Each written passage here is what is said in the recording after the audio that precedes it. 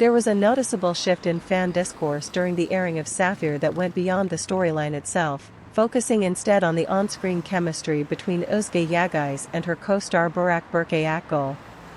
While chemistry is a common topic in television discussions, in this case it became particularly significant because it was constantly compared to her earlier work with Gökberk Demirci.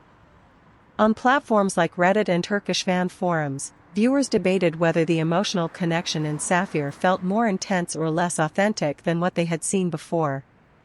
Some argued that the newer pairing allowed Yağız to explore a more complex emotional range, while others felt that the spontaneity and subtlety of her previous on-screen dynamic had not been fully replicated.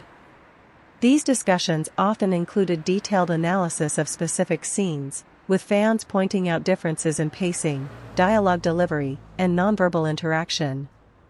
At the same time, a separate line of discussion emerged questioning whether these comparisons were fair, given that the narrative context of Sapphire was significantly different, involving darker themes and more extreme emotional situations. This perspective suggests that audience expectations are often shaped by previous experiences, making it difficult for actors to be evaluated independently of their past roles. Interestingly, some viewers also noted that the intensity of these comparisons seemed to decrease over time, as audiences became more accustomed to seeing Yağız in different contexts, indicating that repeated exposure can gradually shift perception.